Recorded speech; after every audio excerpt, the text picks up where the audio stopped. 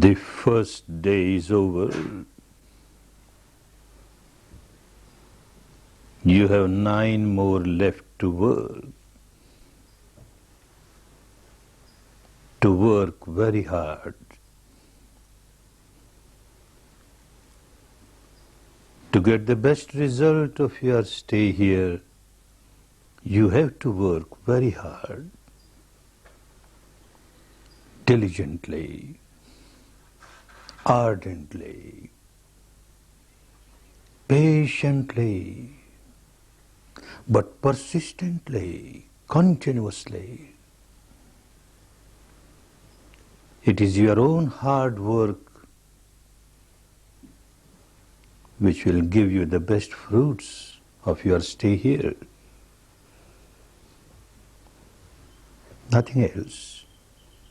Your own hard work.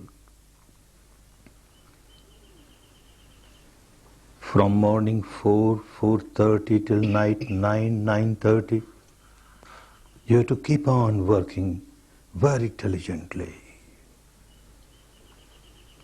continuously. Of course, every evening, from 1 to 1.5 hours, there will be these Dhamma talks. And understand they are not for any kind of an intellectual entertainment. They are just for you to understand the technique, what it is, how you have to work.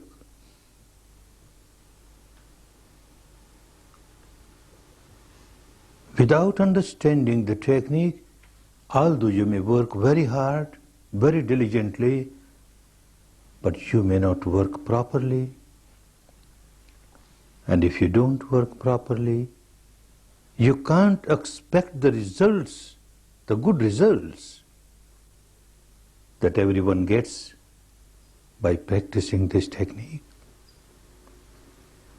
So these evening talks are to understand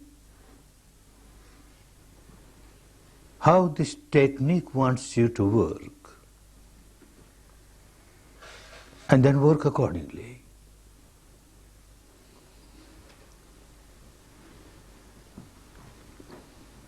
You started your work, observing respiration, the incoming breath, the outgoing breath,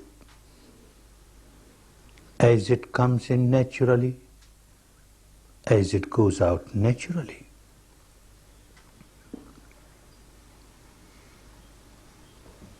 This is not a breathing exercise.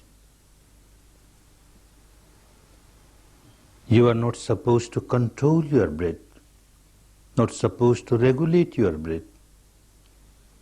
This is not the practice of what is called pranayama, where it is necessary to regulate the breath.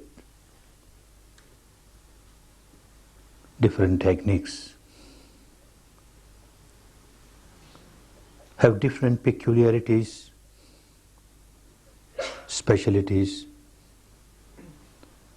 We are not here to condemn other techniques, but while you are here to give a fair trial to this technique, you are here to give full justice to this technique, you must understand the speciality of this technique, the peculiarity of this technique, and adhere to this peculiarity and work exactly as this technique wants you to work.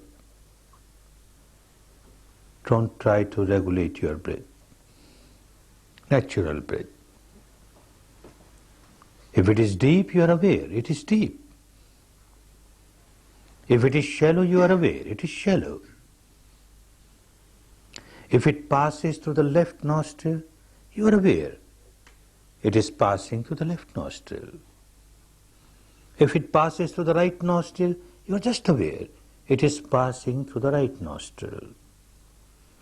If it is passing through both the nostrils simultaneously, you are just aware, passing through both the nostrils simultaneously. That's all. Don't interfere with the natural flow of the breath. Let the nature play its own role. And your role is just observe. Just observe the reality as it is. Not as you would like it to be, but as it is. This is the speciality of this technique. You start by observing the breath as it is. Pure breath, bare breath, nothing else but breath.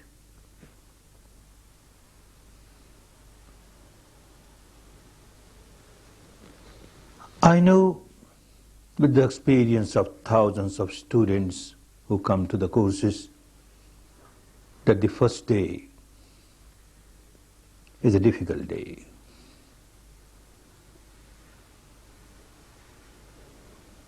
Some complain about pains in the leg or ache in the back or headache or this discomfort or that discomfort. Natural. One basic reason is that your body and your mind, both, have become prisoners of their own habit pattern of life. Now you are doing something to which they are not accustomed. So they start resenting, they start revolting. The body starts revolting. I don't like it. The mind starts revolting. I don't like it. So you feel very uncomfortable. Natural. But that is one reason, a minor reason. The major reason of your discomfort is this technique itself. Because you started working exactly as this technique wants you to work, these difficulties, discomforts, inconveniences have started manifesting themselves. Because you started observing natural breath, normal breath, bare breath, nothing but breath.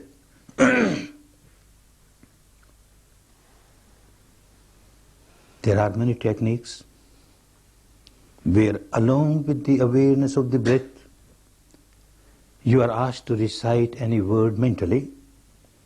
Recite a word, a mantra, a phrase. Keep on repeating it mentally, keep on repeating it mentally. Mental verbalization. It helps. I know with my own experience, because I have passed through that process. And I also heard from many others who have this experience, and therefore I accept it, that if you add some word and start repeating it, any word, along with the awareness of breath, your mind calms down easily. It gets concentrated easily. Similarly, there are techniques where along with the awareness of the breath, one is asked to visualize, imagine a shape, a form, a shape or form of this god or that goddess, founder of this religion or that religion, in whom you have great deep respect and devotion. You keep on imagining that shape, that form. And again you will find that your mind is getting concentrated easily. Your discomforts are passing away. Mind is quietening, becomes more and more tranquil. gets more and more concentrated. Knowing this with my own experience and also the experience of so many others, and yet I say, don't use any verbalization, don't use any visualization, just observe the breath, bare breath, nothing but breath. Why? There must be some valid reasons for that, and there are valid reasons. To understand that, first it should be clear as to what is the goal of this technique of meditation. What is the aim?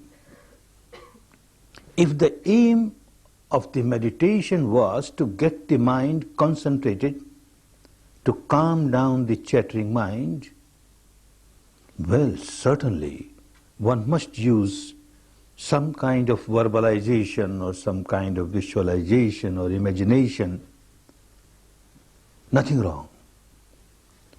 But so far as this technique is concerned, concentration of the mind, quietening the mind, is just an aid, a means. This is not the final goal. The final goal is to purify the mind. And purify the mind not just at the surface level, but purify the mind at the deepest level, the root level. To change the behavior pattern of the mind, the present behavior pattern, which keeps on remaining agitated all the time. Something unwanted happens in the life, and they keep on happening. One starts tying knots, starts building up tensions, starts generating negativities. Something wanted does not happen in the life. Some obstacle has come. And again one starts tying knots, building up tensions, starts generating negativities, anger, hatred, ill will, animosity, etc., etc. Tying knots all the time. One has become a bundle of knots, Gordian knots. So tense. The entire physical structure so tense. The entire mental structure so tense. At times at the surface level, you try to relax. Try to relax your body, try to relax your mind. It is helpful. But you never know that at the depth level, there is a constant tension going on, constant agitation going on. Because constant tying of knots is going on, constant generating of negativity is going on. That makes one so miserable, so miserable. How to come out of this misery? This technique will help you to go to the depth of the reality of your mind and matter structure and realize the truth about it and understand at the experiential level how and where you started generating negativity, how and where you started multiplying the negativity. That means you started generating your misery and started multiplying your misery. You must go to the source of your misery. Then only it will become possible for you to come out of this habit pattern where out of ignorance you don't want to remain miserable. You don't want to multiply your misery, and yet you remain miserable, and yet you keep on multiplying your misery because you are ignorant what is happening deep inside. You don't know. This technique will help you. All the saints and sages and seers of the past have said know thyself, know thyself. They became saints because they knew themselves. They passed through the process of exploring the truth about oneself. Know thyself not merely at the intellectual level, that won't help. Know thyself at the actual level, that means the experiential level. What is this to which I say I? This corporeal, physical, bodily structure, this mental structure, the combination of the two, is this I? Tremendous amount of attachment towards this physical structure, the mental structure, by identifying oneself with it as I. And the resultant misery. When you identify yourself with the matter and the mind, and you develop attachment towards it, you start becoming tense. You start tying knots. And the misery starts. To accept it merely at the intellectual level, or even to accept it at the devotional level, because an enlightened person has said so, doesn't work. At the actual level, you have to explore the truth, the reality of your entire being, the mind, the matter, from the surface level, the apparent grossest level, going deeper, deeper, deeper, subtler, subtler, subtler, subtlest level. This technique will help you to explore the truth of the entire field of matter, to explore the truth of the entire field of mind at the experiential level. If someone wants to realize the truth at the experiential level, one has to work within the framework of the body, not outside.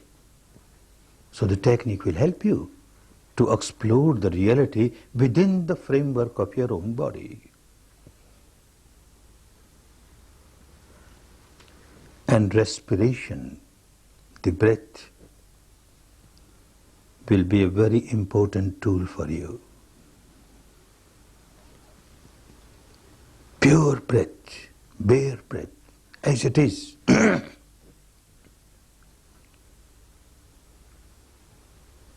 One reason why we do not want you to have any verbalization or visualization is, of course, a minor reason, but still an important reason is that when you verbalize, you generally use a name of this god or that god, this goddess or that goddess, founder of this religion or that religion. And then you get involved in a particular religion, in a particular sect. And the technique wants you to work at the level of universal truth. The entire technique is free from sectarianism, universal. If you use a vision, an imaginary vision, a shape, a form of this god, that goddess, founder of this religion, that religion, again, you get involved with a particular organized religion, a sect. Everyone cannot practice. Those belonging to that particular sect will practice that way. It won't be universal. Understand, our misery is universal. The malady is universal. When someone generates negativity, anger or hatred or ill will, passion, fear, ego, any negativity, one becomes tense, becomes miserable. This applies to everyone. When you generate anger, what label can you give to this anger? That now this anger which has arisen is a Christian anger, or this is a Jewish anger, or a Hindu anger, or a Buddhist anger, or an American anger, or an English anger, or a Russian anger. Anger is anger. And the misery that one experiences because of this negativity, again you can't label it a Hindu misery, or a Muslim misery, or a Christian misery, or a Jewish misery. Misery is misery, universal. The malady is universal. The remedy has to be universal. Sectarian remedy cannot help.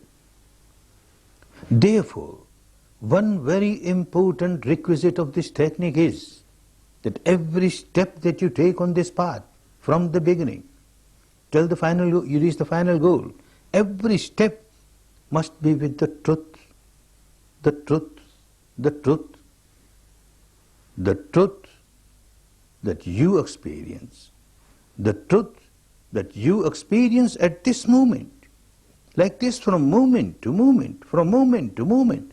Whatever truth manifests itself within the framework of your body, the truth pertaining to this physical structure, the mental structure, you just keep on observing, observing, observing.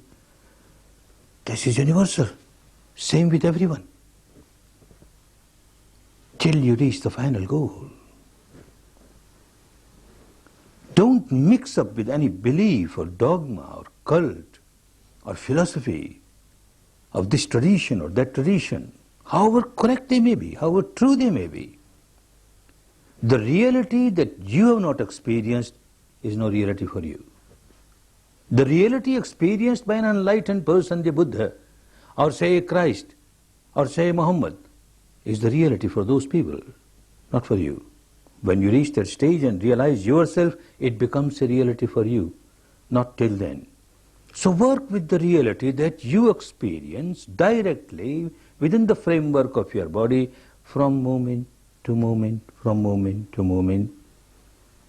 The breath that you are experiencing from moment to moment, breathing in, this is the reality of this moment. Breathing out, reality of this moment. If it is deep, it is deep. It is shallow, it is shallow. Then it is a universal object, not a sectarian object. You can't say the breath that is coming in is a Hindu breath, or a Christian breath, or an American breath, or a Russian breath. Breath coming in, breath going out. The object is universal truth.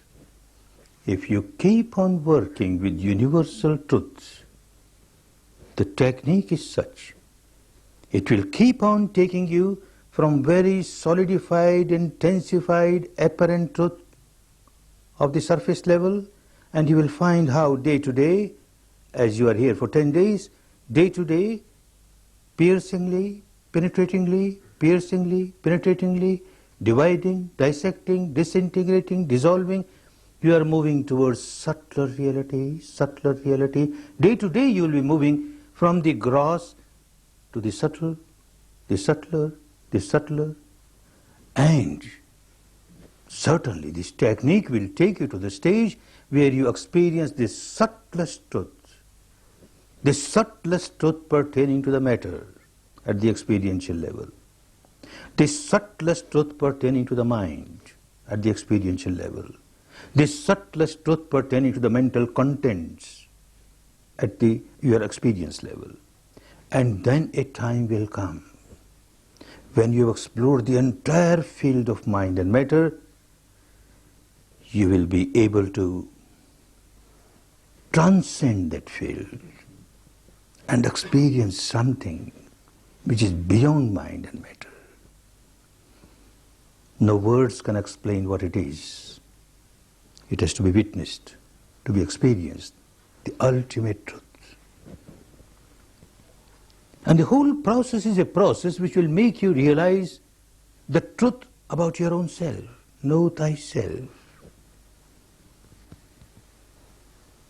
The process of knowing yourself becomes a process of knowing the law, the nature, the universal law of nature. Then you start understanding the universal law of nature as you experience the truth within yourself. The universal law which governs the entire universe, animate, inanimate, which is applicable to everyone, everything, that becomes so clear. This universal law punishes us as soon as we break the law. Anyone who breaks the law is punished then and there. And when we start living in line with the law, as the law wants us to live, this very law starts rewarding us. This will become so clear. Exploring the truth about yourself, the physical truth, the mental truth, the combination of the two, the interaction going on every moment. When you keep on observing it as this technique wants you to observe properly without mixing up anything, everything will become so clear. The nature will start revealing itself. The entire law will start revealing itself. The truth of the world, the universe, will become so clear. The law of the universe will become so clear. And then it will become so easy to live in line with this law, as the law wants us to live. And the life will be full of happiness, peace, harmony.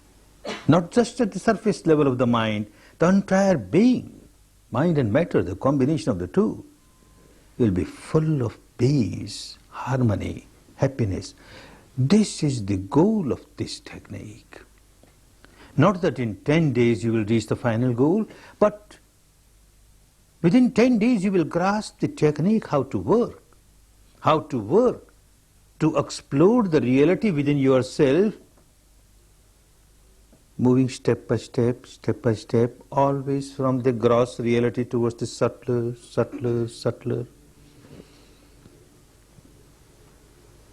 without mixing anything else with it. The truth as you experience from moment to moment, from moment to moment. And for this, to start with, the breath is a very important tool. If you mix up some verbalization with it or visualization with it, as I said, the concentration will become very easy. True.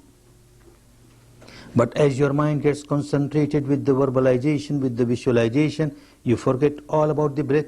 Your mind gets concentrated, you start experiencing peace at the surface level of the mind. Then the whole process of exploring the truth pertaining to yourself from the surface to the depth is lost, because the tool is lost. Bare breath was an important tool, with the help of which you could have gone much deeper. Therefore, don't miss this tool, at least at this stage. Later on, you will get some more tools which will help you to go deeper. Now, breath is very important for you. Bare breath, pure breath. Like you want to explore the truth about your body. What one knows about one's body. One may have read books on physiology or anatomy, and might have seen charts, this or that. That doesn't mean that you know. You don't know at the experiential level. It is just an intellectual game. At the experiential level, you know so little about your body. You know something about the external organs, the limbs, the eyes, etc., how they work, how they function. They work according to your wishes, according to your desires, according to your commands. If you want your eyes to get open, it opens up, close, your hands raised, your leg move, whatever wish you have. According to that, these limbs, these organs outside, they start working. But how about organs inside? The heart, the lungs, kidney, liver, etc. They don't work according to your wishes, your desire, your command. If you give a command to your heart, stop beating, it won't stop. If you say you slow down, it won't slow down. If you want it to become fast, it won't become fast. You have no command over it. You have no control over it. What to talk of these big organs inside? The entire material structure, the physical structure, the corporeal structure is made up of tiny little atoms, subatomic particles. And every particle has some activity or the other. Every moment something is happening there. You are not knowing because you are not experienced. This technique will help you to experience that. But you have no control over that. It is just happening naturally. Oh, so you know something about this physical structure at the surface level, at the external level, where things happen intentionally as well as unintentionally. But you know nothing about things which are happening inside unintentionally. They are just happening. You have no control over them. The enlightened one found a tool with the help of which you start experiencing the reality within the framework of the body inside what's happening. This tool, the breath. Like someone living on this bank of the river, more or less knows about the reality of this bank of the river because this person has lived there, is living there. Someone else crosses the river and goes to the other bank of the river and returns and speaks very high of the other bank. Oh, wonderful, wonderful. And one feels like enjoying it, witnessing it. But one sits at this bank of the river with folded hands, moist eyes, choking voice, starts praying, craving, crying. Oh, other bank, please come here. Oh, other bank, please come here. I want to witness you. I want to enjoy you. I won't come there. You come here. Whole life this person may keep on crying. It doesn't happen. Can't happen. The only way for someone to witness the truth of the other bank is to leave this bank, cross the river and reach the other bank. So simple. You require a bridge which connects this bank with the other bank, with the help of which you can enjoy and witness the other bank. This breath works like a bridge. This known field of your physical structure. The breath is connected with the known field of the structure, physical structure, to the unknown field, where things are happening just naturally. It connects them. This is one activity of the body which works both ways, intentionally as well as unintentionally. You want to have an intentional breath, a deep breath, yes, you can have it. You want to have a shallow breath, you can have it. Even if you want to stop breathing, maybe just for half a minute, you can stop breathing. You don't give any orders or command to the breath. Naturally, it will be coming in, going out, coming in, going out. So it works both ways. That is why you make use of the breath. And with the help of the breath, you go to the other shore, the other bank of the reality of this physical structure. And this is what you started doing during these 10 days. Many more realities pertaining to your physical structure will manifest themselves. Accept them only when you experience, not because of these discourses, not because your teacher says so, not because any particular scripture says so, not because a scientist says so, not because the enlightened one Buddha says so. Your own experience, with your own experience, moment to moment, moment to moment. The breath will help you. And very soon, you will start understanding that the breath also helps you to explore the mental field.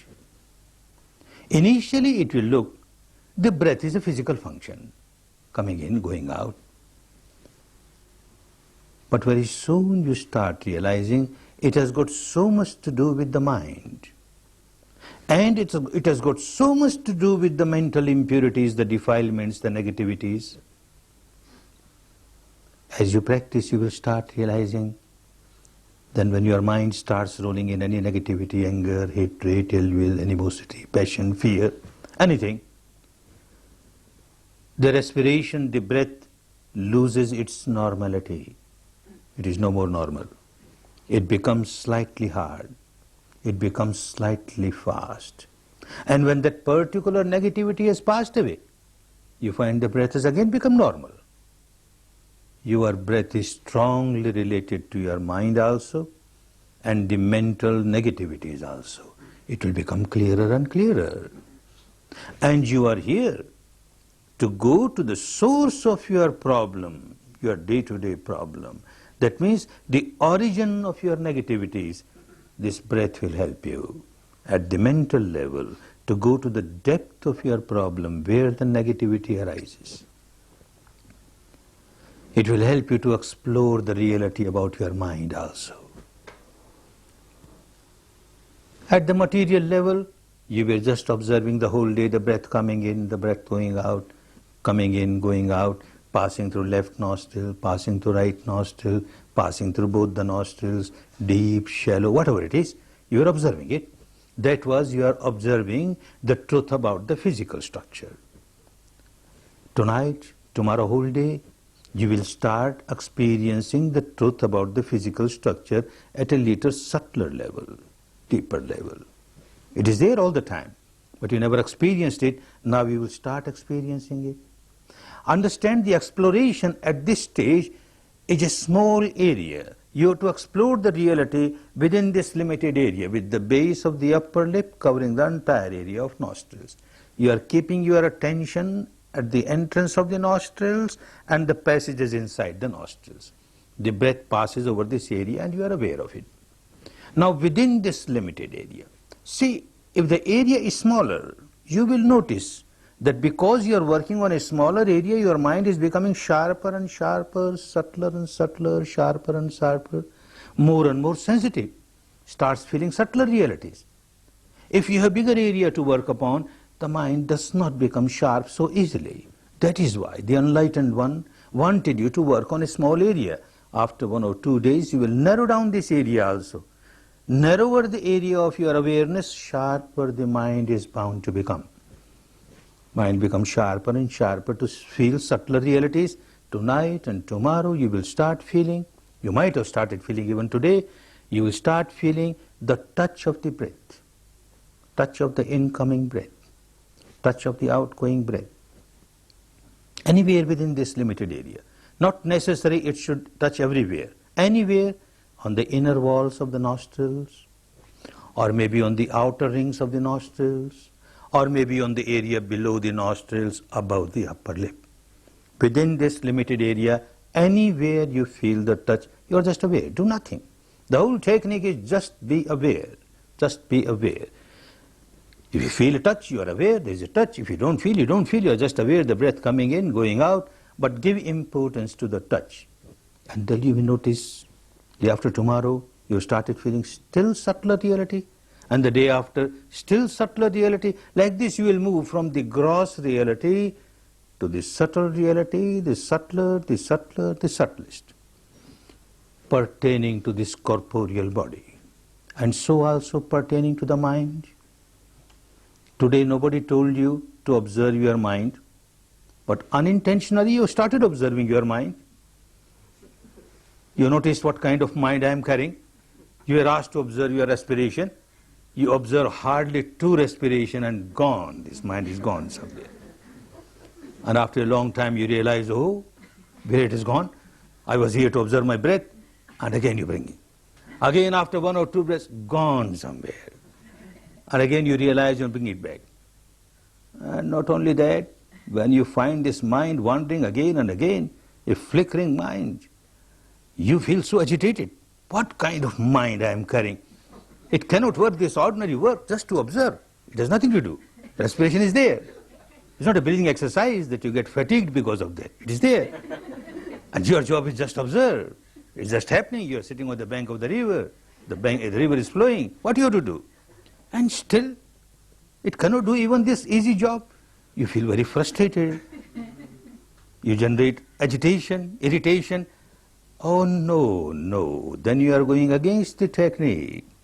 This is your own habit pattern of the mind, that when something unwanted happens, you react. You react with irritation, with agitation, with negativity, and this is what you started doing. Now you want the mind to get concentrated, and look, it is not concentrated. So you start reacting. Oh no, no, no. The technique wants you just accept the fact. Mind has wandered away. At this moment the mind has wandered away. Smilingly accept it, wandered away. So what? The breath is still there. I come back to breath. Come back to breath. Again it wanders away. Again come back to breath. Very soon you will realize that as soon as you accept the fact the mind has wandered away, you won't have to pull it back to the breath. It just comes. It will come automatically. You just accept the fact mind has wandered away. Enough. It will come back to the breath. So you started observing your mind, the nature of your mind. It keeps on wandering. What a fleeting mind, a flickering mind, a wandering mind. Another reality. Where does it wander? Oh, so many objects. You can't keep a diary. You're not allowed to keep a diary here, but even if you were allowed, no, not possible for anyone to keep a diary where it wandered. Every moment it is somewhere on the sky or somewhere in another world altogether. You can't keep a diary. But still, carefully if you notice, you will find there are only two fields for this mind to wander. The field of the past memories, the field of the future. A memory will arise in your mind, this memory or that memory. At this moment, this memory, later on maybe some other memory. But some memory, it so happened. Oh, so-and-so insulted me in the past. So-and-so abused me. At that time I didn't know what to do. Now this fellow insults me. I will retort like this. I will reply like this, I will do like this, and start rolling in future. And you keep on rolling in future. Again suddenly a thought of the past comes. And you start rolling in the past. Again you jump to the future. And you keep on rolling in the future. This is the habit pattern of my mind. It keeps on rolling in the past or rolling in the future. It does not want to live in the present. It does not want to live in the present. And one has to live in the present. How can you live in the past? The past is gone forever. You cannot buy back the moment that has gone away. You cannot buy back it and relive, giving all the dollars of the world. Impossible. It's gone forever. And future is future. Unless it becomes present, you can't live. You have to live in the present. And look what sort of mind which does not want to live in present. Oh, that is the reason why it remains so agitated. It does not know the art of living. And the whole technique teaches you the art of living, how to live in the present moment. Even a few moments you get, when you are with the respiration, this is the moment, the reality of this moment, the breath coming in, the breath going out. And all other moments, when you were rolling in the past or in the future, was the result of the habit pattern of the mind. Another reality will become clearer and clearer. Well, it wanders in the past, it wanders in the future. What kind of thoughts? Again, two kinds of thoughts, two patterns. Pleasant, unpleasant. When it rolls in the past memories, the memory may be pleasant memory or unpleasant memory. When it rolls in future, the thought of the future may be pleasant or unpleasant. So either it is pleasant or it is unpleasant. Then you will notice that when it has started rolling in something pleasant of the past or of the future, then a part of the mind has started reacting. I like it. Wonderful. This should happen again and again. Oh, wonderful. Wonderful. This liking, it turns into craving. And it turns into clinging. And you don't know how you have lost the balance of your mind. You have become unbalanced, you become miserable, because you started craving, you started clinging. Similarly, when the mind starts rolling in a thought unpleasant, of past, of future, you will notice a part of the mind will start reacting, I don't like it, I don't like it. And this don't like it very soon turns into aversion, hatred. And again you notice you have lost the balance of your mind, you become very agitated. This is the present behavior pattern of my mind.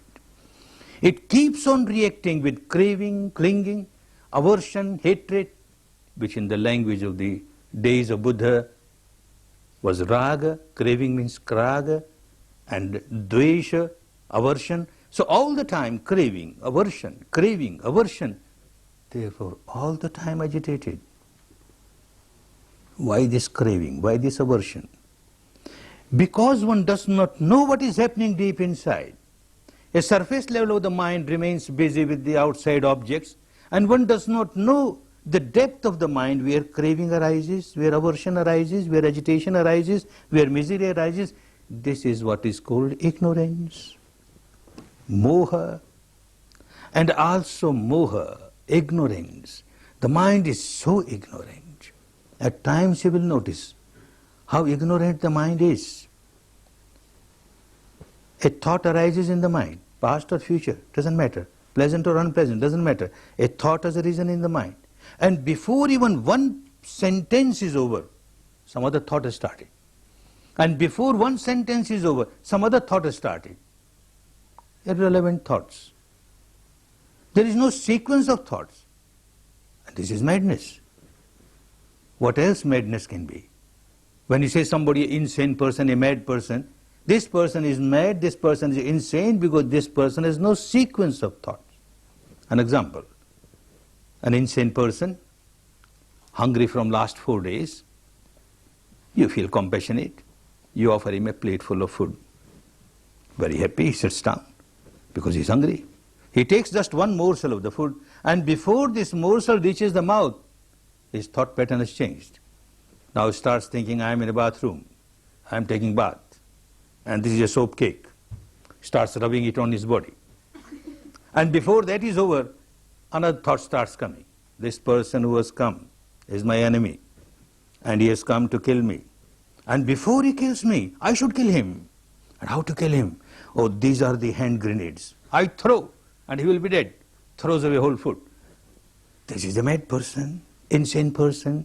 He has got no sequence of thought. Everyone will realize how insane one is. You got no sequence of thoughts. One thing starts and then suddenly something else will start and then suddenly something else will start. Madness. And this is called moha, ignorance. One ignorance said that you don't know what is happening. One ignorance that there is no sequence of your thought. Well, even if there's a sequence of thought, you don't know how you are generating negativity in your mind and how you are generating misery. This will become clearer and clearer at the experiential level as you go deeper, as you go deeper. The interaction of the mind and the matter will become clearer, clearer, clearer. And you have to work for that. Work in the way that this technique wants you to work. Then the work will become easy. Not to condemn any other technique. Whatever you were practicing in the past, don't condemn it. You were involved in rites or rituals or religious ceremonies, don't condemn. But for these 10 days, you have come here to give a fair trial to this technique, to get best result of your 10 days, to give 10 days of the life. For a householder, it's not easy. Multifarious responsibility of the householder. And to leave all that aside, and then just come here to explore what is this breath and what is this body and what is this mind, what's the purpose? A very important purpose which helps you to learn the art of living, how to live peacefully and harmoniously, peace and harmony within, and how to generate nothing but peace and harmony for others. Now when you generate negativity, you become miserable. Everyone who generates negativity bound to become miserable, and one does not keep this misery limited to oneself. When you generate negativity and become miserable, you start throwing this misery on others. You make the entire atmosphere around you so tense. Anyone who comes in contact with you at that time becomes tense, becomes miserable, This is not the proper way of life. The art of life is missing. And Vipassana will teach you the art of life. A way of life, a proper way of life, a code of conduct. How to live peacefully and harmoniously within. And how to generate nothing but peace and harmony for others. And that is possible only when you explore the truth of the nature, the present nature of your own mind and matter, the nature of the law of the universe. All that has to be experienced. Then you will find a change has started coming in you, a change for better, for which you have to work hard.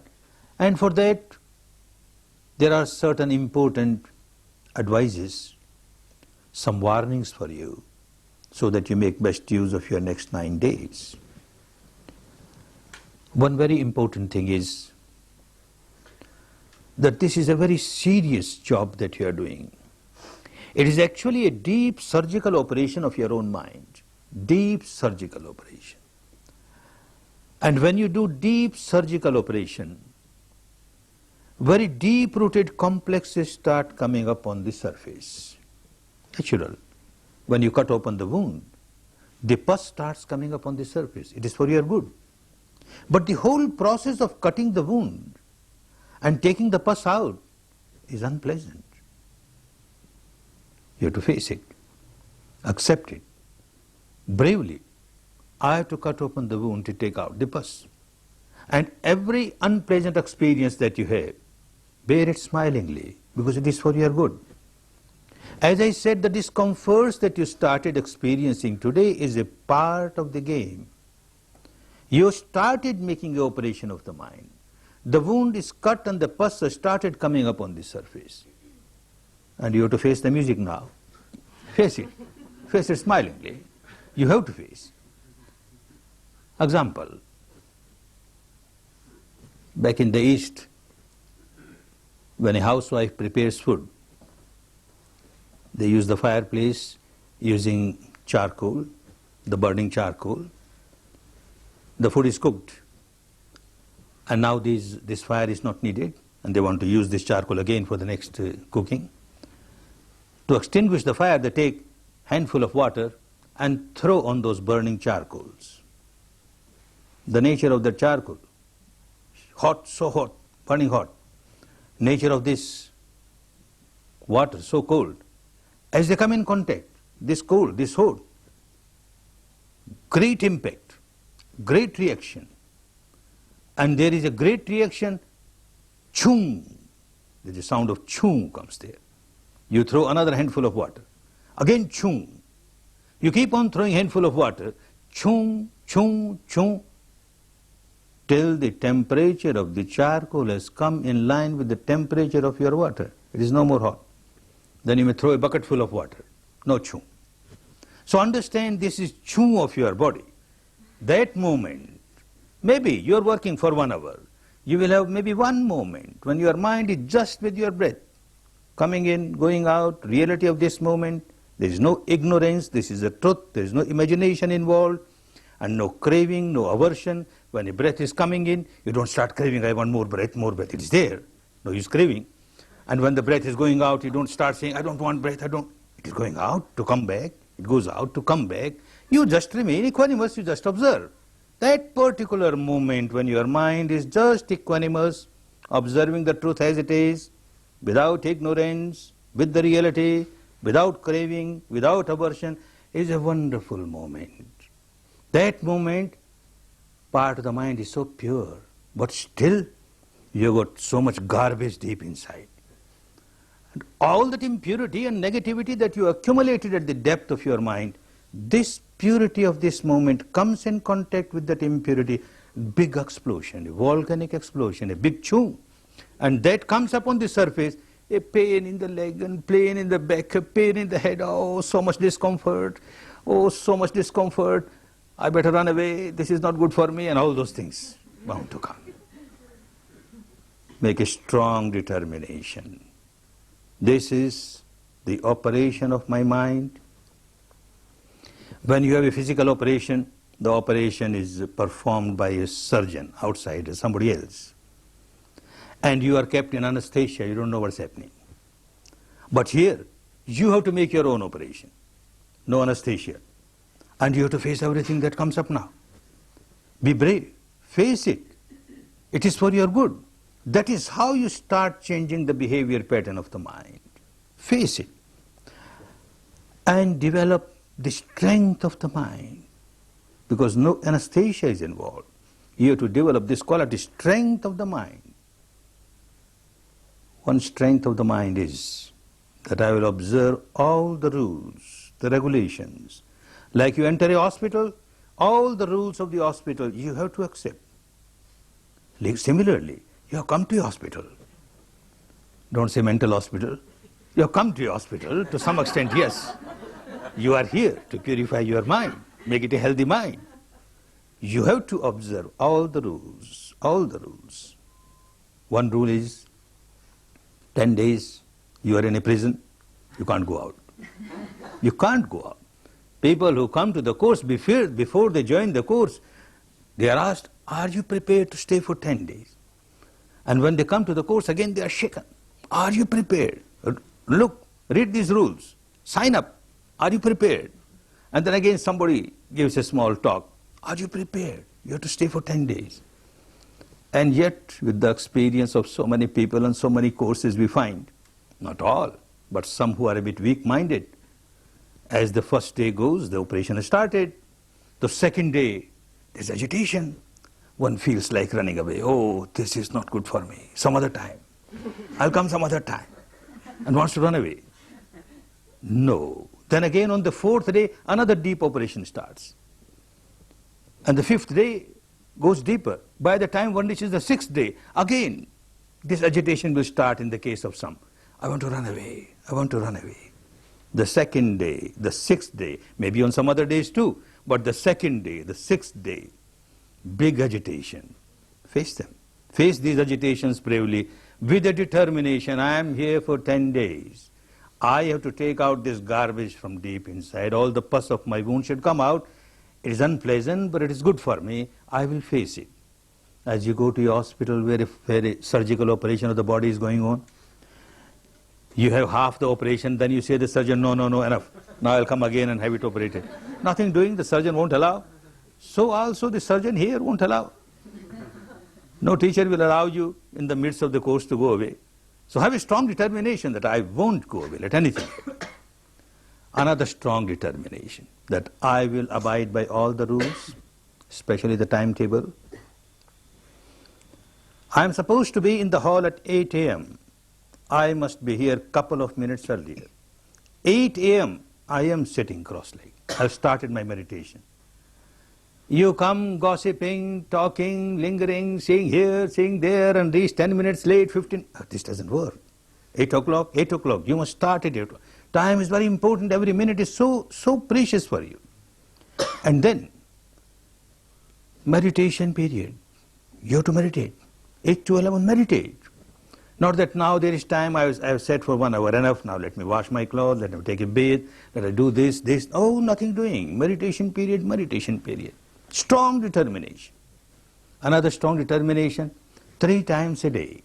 Morning 8 to 9, afternoon 2:30 to 3:30, and evening 6 to 7. You are in the hall. Let anything happen. I make a determination, I won't go out of the hall. I may keep on changing my posture, doesn't matter. Later on, after 3-4 days, you won't even change the posture. Don't get frightened by that now. Now at this stage, you can change the posture, but remain in the hall. This will give you the strength of the mind. Your determination helps you, a strong determination. Another warning, that you are asked to lie down, take rest. Whenever you feel very tired, in your residential quarters, you take rest. You are lying down, and you are told not more than 5 minutes. You feel so comfortable lying down. And you say, why 5 minutes? Perhaps this restriction is for ignorant persons. I'm quite smart. I don't feel drowsy. I know, I'm aware of my respiration. So what? 10 minutes. So what? I'm aware of my respiration. I'm a very smart chap. All right. 15 minutes. You feel drowsy. 20 minutes. Half an hour. You start snoring. snoring. And then somebody else in your dormitory finds you are snoring. Ah, wonderful. I to lie down. Snoring, snoring. The whole dormitory will become full of snoring dormitory. The whole camp, the meditation center will become snoring meditation center. You are here to remain awakened, alert, all the time, every moment, not more than 5 minutes. Sit, more and more work in a sitting posture, more and more work in a sitting posture. Another risk, another danger, work inside at this stage, work indoors. If you sit and meditate outside in the open sun with open air, not healthy. Later on, of course, a Buddha becomes Buddha sitting under a tree, open sky, but that requires a lot of maturity in meditation. At this stage, if you sit outside during meditation hours, the breeze that touches your nostrils or the area below the nostrils will not allow you to feel the subtle touch of your own breath. So don't sit outside. During recess periods, all right. Or even with closed eyes, there is a light on your eyes, closed eyes, and you can't go deeper because of that. So always work inside. That is a very important thing for you. And then another danger. Now staying here for 24 hours, you have come to know that there is no dinner here. And 11 o'clock when you are in your queue for your lunch, then you think of your dinner. No dinner here. I am accustomed to take one full plate in my lunch, one full plate in my dinner, and I am not getting dinner here. I better take my dinner now. 2 plates. One for the dinner, one for the lunch. And my teacher keeps on saying, you have to fight out your own battle, you have to fight out your own battle. I must be physically strong to fight my battle. 3 plates. Dangerous. You can't meditate. Impossible. If you are accustomed to take one full plate in one meal, take 3/4. 1/4 of your stomach should always remain empty, 24 hours. Then you can meditate better. Don't fill it. Overfilling is out of question. Don't fill it. Keep 1/4 of the stomach empty. This will help you. Another warning. Complete silence is very important. Very important. You have seen your mind working for one day. What a chatterbox it is. Keeps on chattering. And then you start talking to somebody else. Of course, if you have got any problem pertaining to technique, you are always free to come and discuss with the assistant teachers. Any real problem pertaining to management, you can have a few words with the management, but amongst yourselves, no talking. No communication even at the level of glances or gestures. Just remain within yourself. That the reality within yourself is so important for you. You have been extrovert the whole life. Now you learn how to observe the truth inside. If you start communicating with the fellow student, then you started creating problem for you. This chattering mind gets some more food for chattering. You talk with somebody and then you sit for meditation. All those thoughts will keep coming in your mind and they will churn your mind, and so many thoughts related or unrelated will start coming up. It becomes a problem for you. Not only a problem for you, a problem for that person also with whom you talk. When you talk, you can't talk with the air, you can't talk with the walls, you can't talk with the trees. With whomever you talk, this is a meditator. And you give some more chattering food to this person also. All right, you keep on chattering for some time. You created problem for others. You created problem for others, other meditators. 2 of you start chattering, and that noise disturbs so many students. No talking, complete silence, and you will know the benefit of this silence. This silence is also important for another reason. Yesterday I took a vow. 5 precepts. Very easy to observe other precepts, not to kill, not to steal, not to have any sexual activities, etc. But not to speak lies. Whenever you speak, because of the old habit, you may exaggerate, you may hide something, and you have broken one of your Shila. Out of those 5 foundation stones, even one foundation is shaken, your meditation will become weak. Don't do that.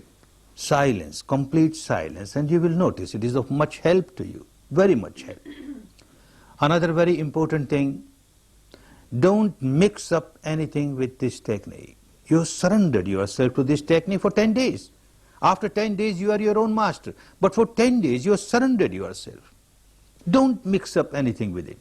I read something there in this way, Vipassana, these people say Vipassana is like this people say Satipatthana is like this, or my tradition says meditation of this type, or this verbalization, this visualization, this imagination. Why not do little bit of that and little bit of this? Dangerous, very dangerous. It is risky. An example, someone is accustomed to ride a white horse, his own white horse, and he gets another black horse, and somebody says, you just try this black horse, this is a very good horse. And he says, yes, I will try, but I won't leave my horse. One leg on my horse and one leg on your horse, and let me try. Dangerous. One is accustomed to travel in his own boat, in her own boat. Somebody offers another boat, very convenient, his fast boat, good boat. All right, I'll try it. But one leg in my boat, and one leg in your boat, more dangerous, more dangerous. Much more dangerous is one leg in this technique and one leg in the other technique. For 10 days, don't do that. Just work exactly as you are asked to work, for your own safety. We have seen cases in spite of repeated warnings, someone ignorantly doesn't listen, and then gets entangled in a situation where even the teacher finds it difficult to take this person out of the danger. So don't do that. Unintentionally something starts, you can't help. There was your past practice, say with the word verbalizing or visualizing, and because of the past habit it starts happening along with the breath, and when you realize, you say, oh no verbalization in this technique, no visualization, and you come out of it. Again it starts, again you come out of it, nothing wrong, no danger. But intentionally you start mixing up, then it gets so much churned deep inside, it will create difficulty. Don't take any risk. And also don't take any risk of moving outside the demarcated area. There is a meditation area, there is a big center, so keep within this limited area for your safety, and see that you make use of every moment. The remaining 9 days are so important. If you work as you are asked to work, on the 10th day you will start realizing that yes, these 10 days were really remarkable days of my life. But that can happen only when you work. Make best use of the time. Make best use of the opportunity. Make best use of this facility. And make best use of this wonderful technique, the wonderful Dhamma, so scientific, so non-sectarian, so rational. Make use of it for your own good, for your own benefit, to come out of the bondages, the shackles, the chains of ignorance, of craving, of aversion, to enjoy real peace, real harmony, real happiness. May all of you enjoy real peace, real harmony, real happiness. Bhavat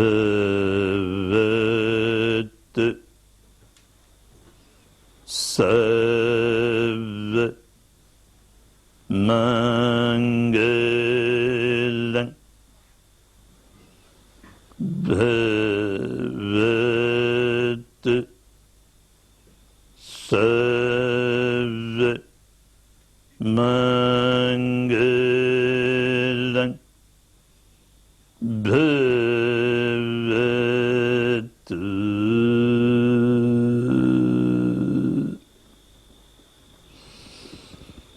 Sarva Mangalam.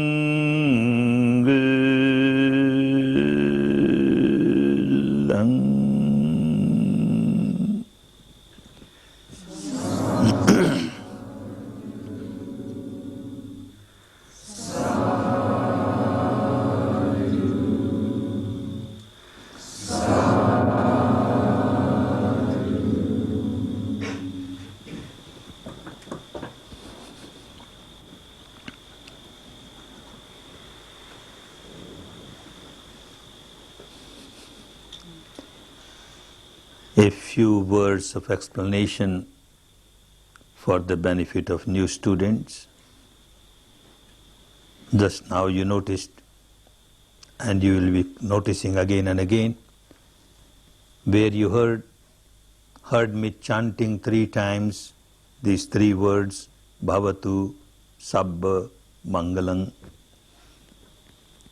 And the old students giving the response saying Sadhu, Sadhu, Sadhu. Don't take it as a rite or a ritual. Understand what it is.